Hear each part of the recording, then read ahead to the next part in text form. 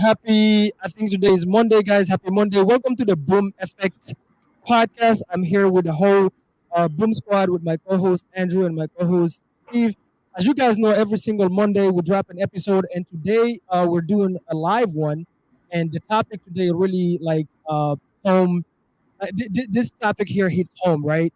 So today we're going to talk about guys growing up without a father for young people, for young men specifically, right? How to find a father figure. Now, the three of us here, guys, I grew up in a refugee camp. I'm going to let Andrew and Steve tell their stories as well. But we're going to basically, through our own stories, share how we were able to, growing up, almost wait for ourselves, how were we able to figure it out and stay out of trouble. Because I know right now it's something that, hits home for a lot of young men that are maybe living with single moms or maybe living without fathers, no mentors or anyway. Let me see. All right, guys, can you hear me? We're testing Yeah, the. okay. All right, Yep. all right, Mr. Andrew, introduce yourself, bro. Hey, my name is Andrew, one third of the Boom Squad. Presently doing acquisition with the Boom Squad, business partner, of course, Mamadou and Steve. Jamaican from Jamaica, been in America for the past 12 years. Real estate is the newfound career path. Did trucking for 10 years.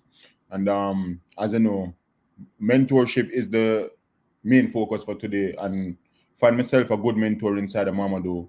And we're there to talk about it. Boom. Boom, Beautiful. Mr. Steve. Yep, my name is Stephen Blow. I'm a 22-year-old entrepreneur. I'm pretty much the dispo for the Boom Squad, one third of the duo between Mamadou and Andrew. I pretty much didn't go to college, no college experience. I was on house arrest before I joined real estate and pretty much running dispositions now and making pretty good cash every month. So, I mean, that's pretty much my story.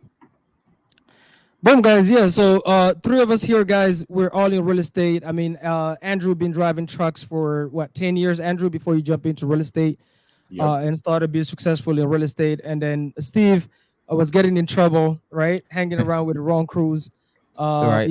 I'm gonna let him go through that story. And for me, I lost my mom at the age of 7, and then found myself at the age of 11 in a refugee camp in Belgium. That's where I grew up with a bunch of, I would say, it's not that they're incompetent, it's just not their job to raise anybody. So I was just with social workers, so I basically raised myself. So I kind of like, know what it feels like growing up alone and having to raise yourself and having to figure out, life and teach yourself how to become a man and how do you stay out of trouble while trying to do so. Because a lot of young men nowadays, the frustration is there. You have, TikTok, you have a bunch of 2024 is a special one because a lot of these folks that we all used to look up to when we were younger are now getting exposed as probably the people you don't want as your role models.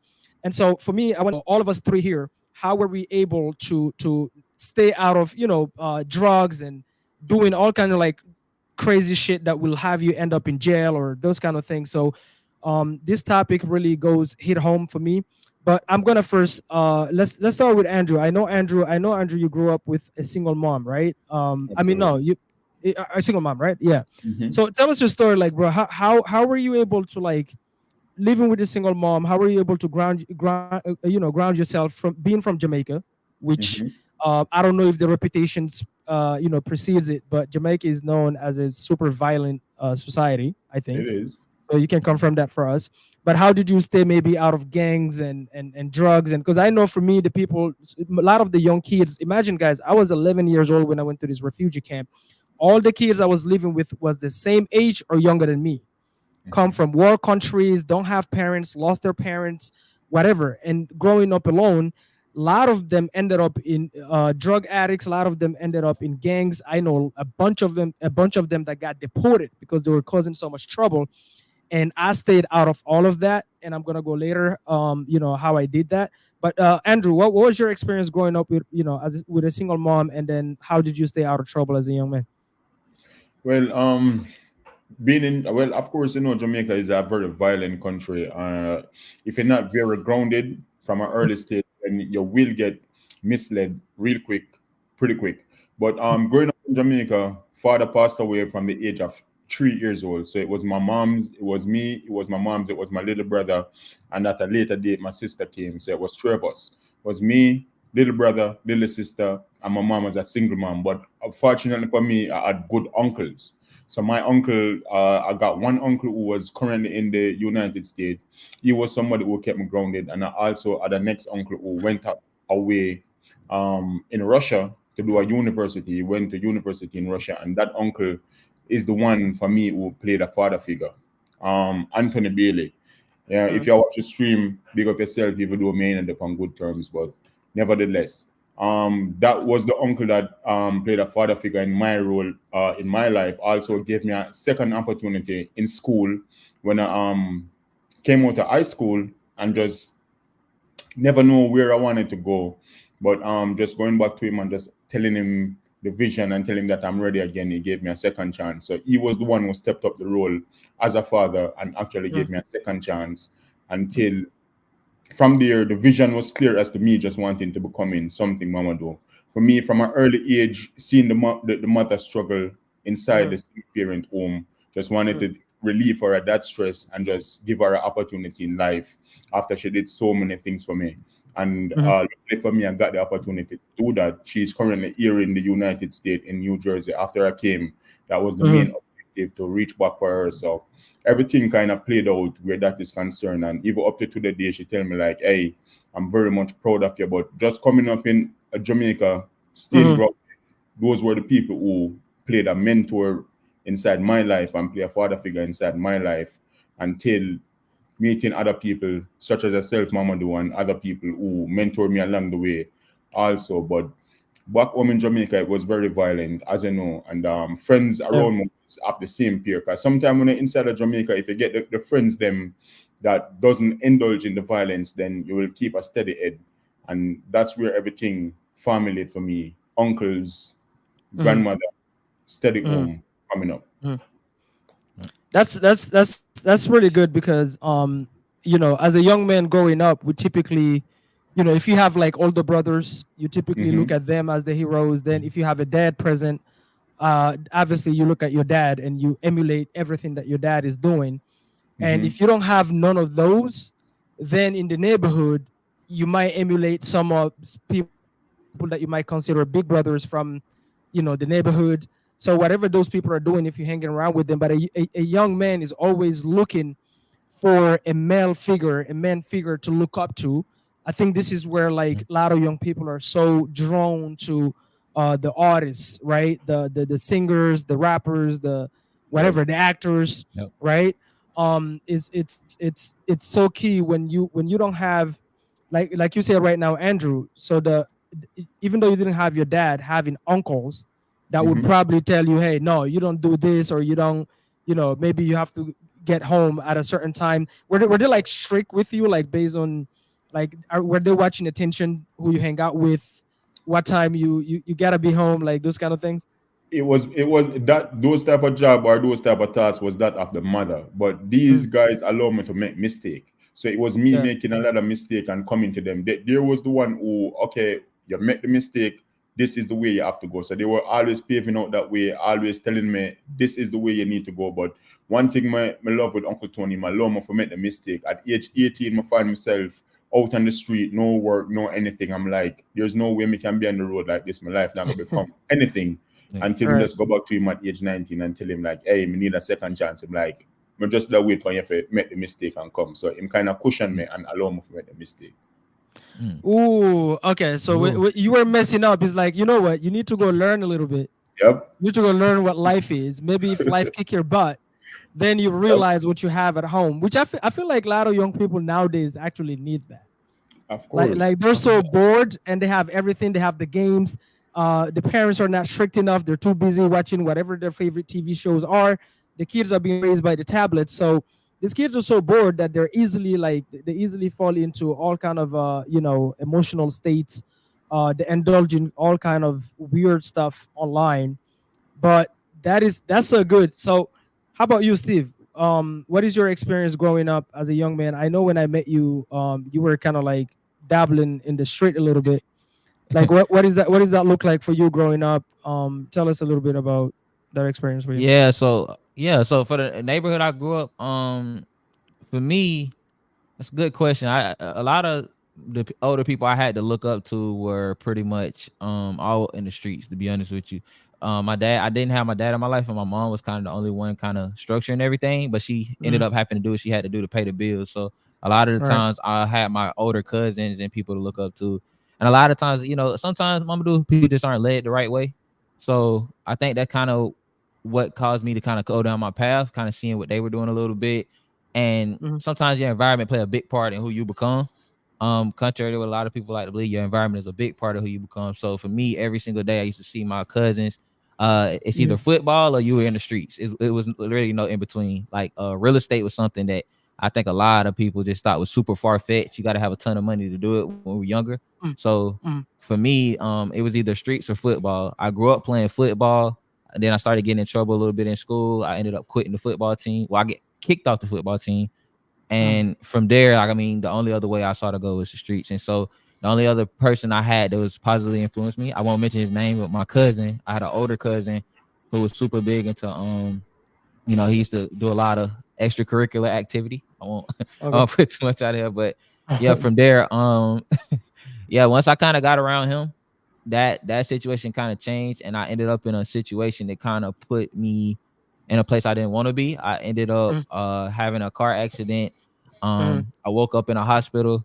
And then I got charged with, I think they wanted to charge me with a DUI and possession, which again, I'm not gonna go too far into there. So from that situation, I ended up getting detained, and as soon as I saw my mom kind of, see me through the jail cell, I think that's kind of what trying to change the trajectory of my life, because I never been the type of person that kind of get in trouble. But I mean, that's all I knew. After football, after I lost football, I kind of just threw in the towel. I was like, hey, listen, man, the only thing that I know is, the street way. So that's kind of was the big thing for me. But I think what started to kind of reground me is meeting guys like you and Andrew. I think the more I started networking, one thing I did to replace that is I had a buddy of mine named Jamal, and shout out to Jamal. He don't know, he actually changed my life. He ended up pulling me out to an event, and that's where I actually met my first mentor. It's a guy named Joseph Toombs.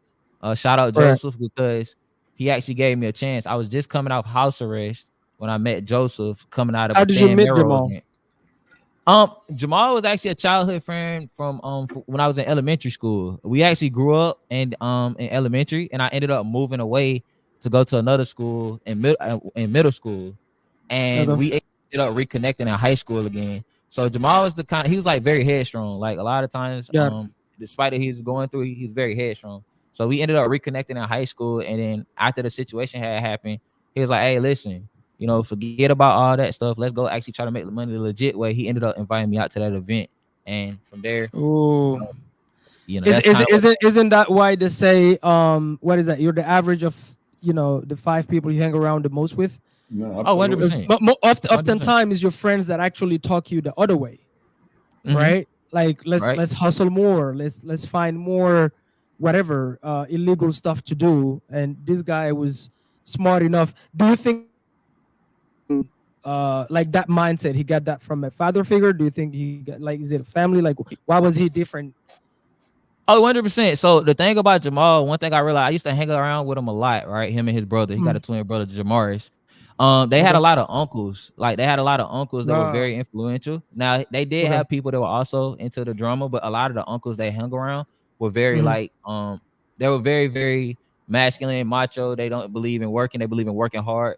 So a lot of them, they kind of instilled that in Jamal and them. And I think when I started to hang out around them a little bit more, I kind of started like picking up on stuff here and there for sure. So I most definitely say big ups to Jamal, man. Like I really I give him props. Like we did have a company together at first, but but that's my boy, seriously. So that's awesome. Yeah. All right, and we're gonna go into, I have a couple of other questions that we're gonna go into, but a little bit about me, guys. Same here. I grew up, so I lost my mom at the age of 7 back in Guinea. Then at the age of 11, I found myself in a refugee camp. If you guys don't know what a refugee camp is, it's not a foster home, but is literally a camp with a lot of young kids that come from war countries or whatever the case may be, that don't have parents at all, and we all live together. We share rooms. Some people have like two people in the room, some people have three. And I landed in that refugee camp, and you just have social workers taking care of you every single day. You have a badge which with a number on it, right? So it's I don't know, it's weird because now that I think back, it has this like freaking gate that looks like a jail cell with multiple buildings inside, and you have a badge. So the only thing they care about is if you get out at if you go to school, you have to go to school because if you're under 18, that's number one. Number two, you learn the language, which is Dutch in Belgium, which I had to learn. But outside of that, as long as you get out at from a certain time to a certain time, you come back and you badge. Nobody gives a damn what you're doing with your life, right? So you can get out and hang out with whoever you want, do whatever you want, as long as you get back, at 6 p.m. was it that you have to badge in. That's all they care about. Curfew. So that means exactly. So that means as young people, young men, we have to figure out how to raise ourselves. We had to figure every single little thing out by ourselves. And to me, I am so lucky that by the time I left my dad, so my dad had a bunch of kids, right? One thing I can say is this. When I was born, he had a very, very, very strict, schedule for everybody at home. So, and it's a routine every single day. As far as I can remember, I don't know from what age kids start talking, but for as far as or start remembering, but as far as I can remember, soon as I could talk, my dad, you wake up at 5. At 5 is prayer time, and then after that is reading, right? And then after that is obviously if my father is not there, it was the big brothers that obviously enforced that, right? But that routine, just watching him, like my dad at 4, when you wake up, he's already up. And he has his routine. He goes to the mosque and then he comes back and then you got to read. So for me, it was like, okay, you have to learn something and then you have to teach somebody else behind you. So if I know, let's say, chapter 17 and my little brother is on chapter 16, I have to teach my little brother chapter 16. That was the routine. There was no negotiations. There was no like you're not allowed to have breakfast before you pray and read and teach. These 3 things every single day. And me just, growing up around my dad up to the age of 7, I've watched my big brothers enforce some of these things, but also the way they behave. Like if he was around, like the respect they showed to the elders. So I think it's subconsciously that these things got ingrained in me. So when I went to the refugee camp, I was already way more mature for my age. That's one. Secondly, my dad, one of the things, because he sent me really to have a better education, to be honest. Like, I had to, at some point in Ivory Coast, long story short, a war broke out and we had to get out. So he sent me there just to have, because he's busy with his stuff, whatever. But one thing for sure is when I was at the refugee camp, every Sunday I was required to call him on the phone. At the time, we didn't have the iPhones now. This is back in 02, 03. So I had to go to a phone booth, make a call him every Sunday. It was at 2 p.m. And he always remind me, remember your name is Mamadou Lamine Diallo. Remember, we don't do this, we don't do that. So like all these things that my friends wanted to try, like drugs and freaking whatever. We used to go play in parks, and like people approach you, right? We're in small town, Dutch small little town. Everybody know like these people, they're from that refugee camp based on how we dress and the backpacks that they give us. If anybody see you, they know where you're from, right? So like young, older people will approach us and will offer things, right? You should do this, do that for them, whatever, for money. I've always stayed away, and I think number one is because of the faith that my dad ingrained in me. It was like, because when I was back home, it was no choice. But then it became a habit because he wasn't playing with it. It's not like I'm asking you have to read at 6. Like it's not an ask, it's a must. Second, when I was there, he kept reminding me that on the phone, like, hey, remember, if somebody offer you drugs, we don't do drugs. Remember where you're from. Remember your faith. Like he kept pushing these things on me. And I think subconsciously, every single time I wanted to try something that was off limit outside of just clubbing and girls, is I remember his voice in my head, like, no, that's not you. You don't do that. Be careful. Don't bring shame to your last name. So my dad passed away at 89, probably about 2 years ago. But I would say for a dad that was physically absent, Mhm. what he ingrained in me on those phone calls, or even within those 7 years that I spent with him before I saw him, like probably 13 years later after I left, it was massive to me, because at that refugee camp, even the social workers, they used to say, like, you are not like the other kids. I was a little bit on the smarter side. Like, I could have conversations with people way older than me, and maintain a conversation. And then sometimes when somebody proposed me something, I say, no, I don't do that. I'm a Muslim. I don't do that. Right. Mm. And that kept me out of a lot of trouble. So that's the filter I was using when I was in that camp. For anything I'll do, I'll filter it subconsciously. I just, oh no, my dad would be like, right, he would kill me right now. Now, when I was back home, my brothers would kick my ass. Anything, like, you talk back to an adult, you get your ass kicked. You get home at a certain time, you get your ass kicked. In the morning, you have to wake up at 5 or 6, and then you wake up at 8, you get your ass kicked. Right. Used to whoop my ass. And so, but if you end up leaving, those things stay with you, because at first you feel like, okay, this is the military, but then it becomes a habit if you don't have a choice. Mhm. If you live at a home where you must do something because, hey, my dad is like, this is my house, and what I say goes, right? There's no negotiations. But over time, it end up actually becoming your habit. Is no longer, he don't have to force it anymore. But in the beginning, yes, because kids will challenge you, kids will try, right? I can see that now with my daughters. They'll try stuff to see if you let them do it. And if you let them do it 3 times, and you try to talk them out of it the 4th time, now they start fighting you. But if you shut it down the first time, guess what? Now, the more you shut it down, the more they know, okay, let me not do that, because my dad will, lose it, right? So I think, to Right. me, that's one.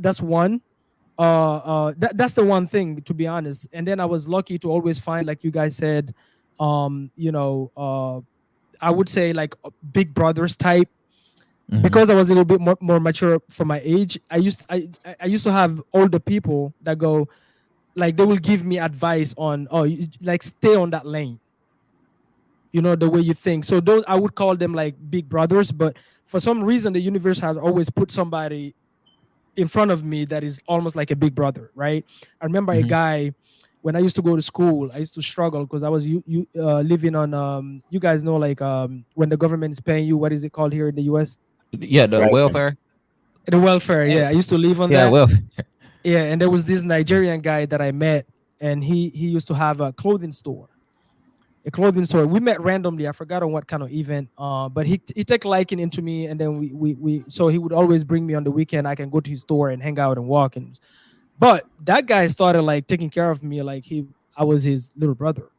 He'll always make sure I have clothes, always make sure I have money in my pockets, always ask me about school. So I've always had those kind of people, but I think it's because of when they talk to me, they can feel that, okay, like, I'm a little bit mature, and I don't follow trends, right? I'm not gonna try a drug just because my friends are trying it.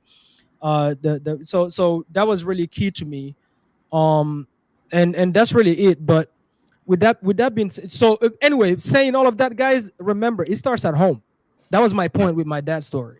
Everything starts at home. I don't get if your kids leave you at 5, but from the time they were 1, like, number one, kids watches who? Yeah, Parents. Parents at those the house. parents. They pick up everything. Whatever they see, they cannot unsee, right?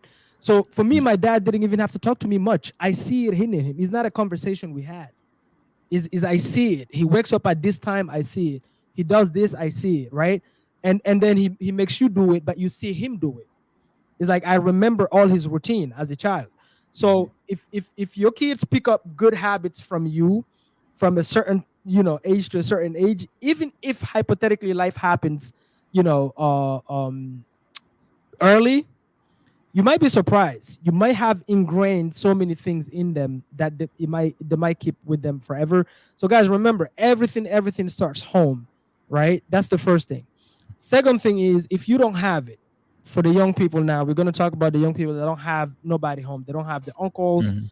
they don't have the dad, they don't have the cousins, they don't have none of that, right? What do Right. you guys, I guess, what are some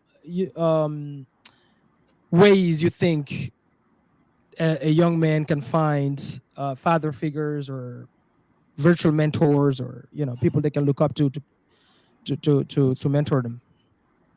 Um, Okay, you go want to take this Steve. way? Yeah, you can start, Andrew. No, you can start, Andrew. You good? Okay, for me, because when the uncles and everybody else who played that father figure inside of your leave, of course you have to step it up. So for me, it all go down back to the lecturers, the type of media outlet that you expose yourself to, Mm-hmm. and the type of Oh, material where Oh, you actually digest every single day. Those people eventually mm, become mentor. Because you don't right. have to get a mentor from somebody who is directly Yep. corresponding with you. You can actually get people mentor you through the material where them put out on the Yes. internet or the mhm. books that them write. So Yes. Jim Rohn, for one, I want to mold me in a who me is today because of all of the material. And this guy's a guy who passed away. So from the grave, him actually a mentor me. I listen Right. him religiously every single day. I like the message when put forth. So these are one of the other ways where you can actually find mentors by reading books. Of course, you know me is a big fan of the guy who Yes. write Think and Grow Rich, Napoleon. He'll read all them books. Them, by the way, wonderful mind. So that is the next way where you can actually get mentors from the type of material we digest on an everyday basis. That's Right. so key. That is so key, guys, because remember, if you live in right now in 2024, I promise you 99.9% of those actors and singers you look up to and rappers definitely don't listen to them. I'm not Mhm. saying don't listen to the music, even though I am saying that at the same time, because whatever junk you insert in your mind, obviously, Yep. you know what I mean? Like it does affect you whether you like it or not. But I'm saying looking up to them and want to be them. If 2024 have taught me anything, is these are people you don't want to be like. They're living a lie. They're living in a complete fantasy. Most of them is they have triple lives, not even double lives, triple lives. Anything you see on camera is not true, right? They're complete sold their souls to whatever, right? So you definitely don't want to look up to those people. Like Andrew just said right now, what you digest matters. What Yep. you digest matters, right? If you eat junk, your body become junk, right? If you read junk stuff, your mind become junky. That's just reality, right? So be Mhm. careful who you listen to and pick the right mentors to listen to. So like he said right now, books and listening. I remember for me too, Andrew, was Jim Rohn and Les Brown. Les Brown was Jim Ooh. Brown and Les Brown, these two, but whatever, like somebody you look up to online, but is that is more talking about like mental toughness, maybe you love fighting. Find a gym, I would say, like a fighting gym. Maybe that coach could become your father figure, right? It's a sport, maybe play football and then the coach become a father figure, whatever. That's what we're talking about. So we're not talking about no rappers. We're not talking about no actors, because I'm seeing all these people, bunch of clowns now. Every day there's somebody getting exposed. Anyway, how about you, Yeah. Steve? What you think? I agree with Andrew. Just to kind of piggyback off him, I think once you gain the knowledge and you're able to kind of dissect everything and taking in all the knowledge, the universe tend to start bringing people towards you. So for me, it always been the networking events. One of Mm, the ways I actually ended up meeting you, Mama Dude, was from the network event. Same thing with Andrew. I just got out on Facebook, started reaching out to people whenever I needed the answers to certain stuff, and then mm, the universe kind of has a funny way of bringing certain people in your life, especially when you start to kind of reach out and gain certain type of knowledge. You right. start to see that the universe start to feed you those type of people. So I think just the networking events, and once you have a good conversation with somebody, you start to realize from the knowledge that you give them, they start to mentor you for free. So All And right. that was my biggest thing, networking one more events. thing more for add also again, Mama do. Mm, What more that did like young people do. Like mm, sometimes when you admire somebody from a distance, right? Whether it might be somebody who doing business, whether it might be an entrepreneur, try to mimic everything that that person does as much as possible, mm, as long as the admiration is solid and this all person right. doing things.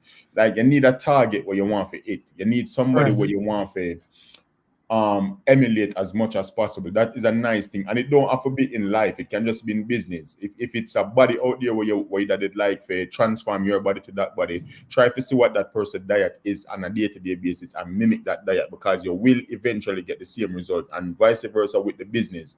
If this is a good business person and you like the result that this person get, read the same books that this person read. Kind of dive down inside of the life and see the everyday activity of this person we are trying to emulate, and do the same thing, and you will get the same result, and that is a fact.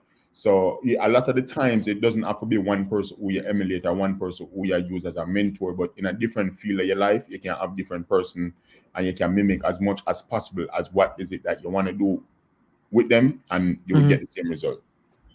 Yeah. Yeah, 100%. Yeah. Go ahead, Sim. Yeah, What are you gonna say? Yeah, no, I was thinking, yeah, one thing I wanted to add too to piggyback off of you, because I think I learned this from you and Andrew as well as time going. Young guys, especially for the younger people, learn to drop your ego. A lot of times, us when we see mentors sometimes and they give us advice because we haven't had that initial interaction sometimes. I know for me, most of the people in my neighborhood came from a single mother home. So they don't know how to Mhm. interact with their mentor. So sometimes when your mentor giving you advice or they're giving you the right path to go on, we don't know how to take that as younger people. Like we have such an ego that we don't want to go back and listen or take what they're telling us. So I really do think Right. sometimes we need to learn to drop the ego. And pride, get rid of the pride Yep, yep. also. Right. The ego Yeah. and the Is pride. it's definitely a lot of that, and especially like young man. I mean, we all know like growing up. I remember I used to fight my brothers back when like one of them he used to kick my butt all the time. Some point you start fighting back, but yeah, we have a lot of ego as young men. So what role do you guys think community organizations or schools, or other institution kind of play in helping young men find father figures? Do you guys? Hey, let's start with Andrew. Mhm. I mean, these are all institution, and of course, just like you always say, Mama, do you become a composite of the five people you hang around the most. So, in Hundred in percent. in regards to schooling, right? If inside of schooling, if you don't be careful and kind of, because to me schooling kind of a little bit standard, them teach you the basic to life, but at some point Right. in time you yourself have to go figure out what is it that you want to do, and you yourself have to go find your purpose inside the life, and then whatever school that is where you figure out, then now you have to go put yourself inside of that environment. It's not just going to school to learn ABC. You have to really figure out your purpose inside the life, and you have to really figure out what is it that you want to do. And that institution, wherever you find those group of people, whether it is on social media, whether it is on an event, whether it is at school, just find yourself around those people, and eventually, you know what I mean? The law of the universe will just work inside of your favor, and all of the stars and will line up. You will find yourself from the people them who you want. You will eventually attract the people them to you who you want, just based off of you have intentional purpose and intentional movements towards your goal. So school Yeah. is not just find yourself inside a school just for understand regular history and regular basic knowledge. You have to know what is it that you want to do and find yourself a part of those groups. You know what I mean? That is my advice to young people. If you want to become an investor, find yourself go inside of the Facebook groups, add yourself Mhm. to the groups. You know what I mean? Wherever you see these groups, go hang out with them. It doesn't have to be a school where it's an institution thing. Schooling can just be you and your five friends, them well know more than you, or share some Mhm. knowledge with you, and that is your schooling. All right. And that would have been Which my advice, just moving. which Right. life school, the school of the hard knocks we call it. It's, Best it's school. oftentimes way better. It's the best Mhm. school. I mean, especially nowadays, guys. Nowadays, I feel like school actually has the opposite effects than it used to have back then.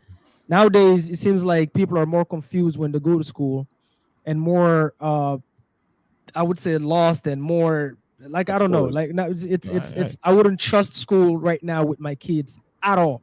Right Absolutely now, I not. might be controversial for that, 100%. but so I would say stay away from actually learning anything when it comes to life at school because that's not what they're teaching anymore, right? They're talking about a bunch of Right. crap, telling these young men to go ahead and just do some extreme. Anyway, let's not. I don't want to get this video deleted, but that's Yeah. All another right. story for another day. Right. You feel But me? how That's about, how counsel. about yeah, how about you, Steve? What do you think?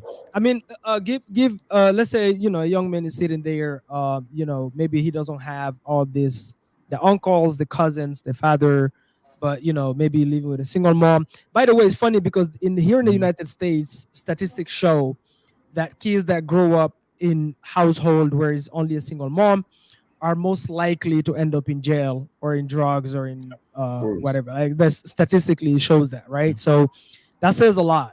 But what tips would you give a young man sitting there? Number one, remind them how they can actually make money legally. You don't have to do anything illegal to make money out here in the U.S. And then what advice man that maybe don't have the uncles, the cousins, or maybe somebody like you had, like Jamal, right? You were Yeah. lucky enough to have a Jamal. Like, how do they actually put themselves in the right circles and hopefully get a father figure or mentor? Yeah, well, for me first, like Andrew had, I'm gonna point out something Andrew had mentioned earlier. First, it begin with the inner work. So I think that everybody you should and follow everybody that you recently had connections with. Cut all ties with people you had connection with, and start picking up books and reading. And start changing your mindset first, because I Mhm. think that was the biggest thing for me was kind of having that mindset shift. I think a lot of people don't pick up enough books, don't do enough research, and Yeah, they don't yeah. start to understand themselves. So I think once you do that first, and you've actually went through the flow of doing that, then I think that you can go out and start kind of, moving yourself towards these Facebook groups. And my biggest thing is consistency. Be annoying. Like if you meet somebody that you want to be like, at a certain point, you got to be annoying. Drop the ego sometimes. I know for Mm. me, a lot of the older guys I met, Right, they most definitely wanted to show me exactly what they were doing. I right, remember right, my uncle. I right, shout out him. His name Anthony McKibben. He actually like showed me how to cut grass, but I had to be right. super annoying. Like I bugged this guy literally every other week just to let me Yeah, cut grass with him. So as you should. for me, you got to be super annoying. Like I'm talking Yeah. about, if you want to deal with this guy, you got to hit him up every day, be in their Yes. face all the time, and you'll realize a lot of these guys do want to train you out here for sure. So drop the ego That and is the so pride. key. Yeah. So That is so key, guys, because that shows that you really want it. That Mhm. right. shows they're not forcing it upon you, right? Now, remember, if you're sitting there as a young man, one of the things I remember when I was younger, right? When I went to this refugee camp, one of the natural feelings that I had was anger. I was super, super angry. Why am I growing up alone? Why am I here? Why is my family not here? I know I lost my mom, but I have a dad. I have big brothers. Why the fuck am I in a refugee camp alone? I used to be very, very angry. So, one of the temptations that I had was to do actually things thinking that I'll be hurting my older brothers or my dad if I do those kind of things. So sometimes we feel that way, right? Okay, I'm gonna go F up outside just to piss off my parents. Remember, guys, if you do that, you're only hurting yourself. You're only hurting your future. If you get a DUI, if you get a jail record on your own record, right? If you get a if you go to jail, if you end up getting shot and dying, whatever the case may be, you are only hurting yourself. There is some mistakes that would not affect your parents other than them being pissed off, other than being sad, especially if you're living with a single mom. Yeah, she's gonna cry. Yeah, but down the line, you're gonna look back and go, shit, I actually hurt myself. I put myself 5 years behind when I could have been five years ahead. So remember, sometimes, especially nowadays, you have a lot of young people having kids. Your parents also still trying to figure out life. Even them, they're still learning life, right? So at some point, you also gotta take self accountability on your actions. Like, okay, if I go out and steal, I cannot just blame that on the lack of father figure. Like sometimes you gotta also check yourself because you are Mhm. also still responsible for your own mind and whatnot. And I would say also the single moms, stop buying tablets to your kids. How about you start building them like library books? Buy them books, Christmas, whatever, all these holidays that we have. Buy them books because a book could literally change your kid's life. And that young man now become an asset for you. Start taking care of you because now he's thinking different. He's caring now. He's listening to some mentors that are not telling him to sag his pants and go and shoot out people, right? Buy them books instead of buying them tablets and iPhones because when they get those, what are they doing? Scrolling on TikTok. That's just reality. So sometimes also parents, you gotta blame yourself. Single moms gotta blame yourself on just look at all the gifts you gave your kids last Christmas. How many within those gifts like how many books were there? Most parents, most single moms, what do they give the kids? iPhones, tablets, whatever, stupid stuff, right? So that plays a role too. So like a young man can find a mentor within a book or completely change his mindset just by reading a 10-page book and never think different again, right? Mhm. So remember, so as a young man, so to me, I am happy that there were like those kind of people around me that are hey, listen, if you do this, you actually hurt yourself. You're not gonna hurt your dad. Your dad has his reputation. He's built it. Doesn't give it doesn't matter that he's not here, but somebody there is not gonna sit down and go, oh, yes, they're gonna say you're his son, whatever, but he's not gonna hurt his reputation more than that. He's gonna be angry, yes, because you're his son, but you yourself, your life will be affected. And there's so one of the things that I think, and I'm gonna end with this, and then we can wrap it up, guys. But one Mm. of the one of the saying, me personally, I don't like is oftentimes they say experience is the best teacher. I feel like there's certain things in life people have already went through the experience for you. You don't need to experience it. For example, jail. I don't fucking need to experience jail to know that jail is bad, right? People have been to jail and told me their stories in books or podcasts or whatever, and they told me, dude, stay out of jail. Jail is not made for human beings. Stay out of it. But And the so, thing is, Mamadou, other people experience. You know what I mean? And so experience is the best teacher. Uh, So true. But it don't have to be your experience, because if you are gonna live, right. if you are gonna live your that's life what I based mean. off of your own experience, man, you have a long way to go. Just Yeah, want to that's say what I that. mean. So that's saying life, experience is the best teacher. That experience doesn't have to be yours. Mm-hmm. You don't have to experience jail to know that jail is bad. You don't have to experience being drunk every day to know that alcohol is bad for you. You know what I mean? So like sometimes other people's experience is actually the best teacher. So that's what books does for you. Is somebody Yeah. taking 50 years of life experience that they have, condensing it and putting it in one book, and you're absorbing all that 50 years experience and wisdom, right? So guys, you don't have to learn everything by yourself, and that's the thing. Also, having father figures, mentors, coaches, whatever, sport coaches. When you talk to those people on a personal level, and a great coach, guys, affect you on more than just business. They affect you on the spiritual side, on the personal side. Yeah. So like they affect you all across the board, not just business side. That's not a great mentor. If a mentor is not able to change you on your personal, on your personal development, then forget about it, right? That's not a great mentor, right, guys? So for me, I'm gonna end with that, guys. What last word do you guys have for them? The last word I have for you, surround yourself with millionaires, right? And the millionaire doesn't have to be in front of you or in the same room. But if Right. there's a couple of millionaires, they can buy them book, and just like what Mama do say, them actually condense them entire life inside of this book. And if you read it, you will get so much gems, you will get so much direction, and you will get so much experience from what is it that these people. If them say, if you hang around 5 millionaires, become the sixth one, don't think you have to literally inside of the room hanging around with these millionaires. You can read them books, and you actually have more insight to these people's life than if you were actually probably inside of a room. So I just want to leave you with that. Read these millionaires book, follow them steps, and the result shall be yours. Just that result is yours. Boom. Love, Boom, love boom, that. boom, How about you, Steve? boom, boom, boom. Uh, for me, for my young guys, remove the self-limiting beliefs. You guys can achieve anything that you guys want to achieve. I said, pick up a book, go out and meet these people, and then also understand that the people that you are meeting also want to help you, but you guys also have to do a little bit of the lead work to show these people that it's worth helping you. So that's my biggest thing. Remove the self-limiting beliefs and continue to just be very persistent. That's all I got for you guys. Boom, guys. Listen, I hope you enjoyed the show. Don't forget the Boom Effect podcast. Every single Monday, we drop an episode.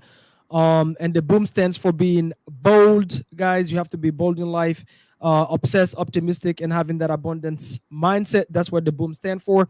And every single Monday, we drop an episode, guys. Typically, sometimes we do pre-recorded, sometimes we do live, like today.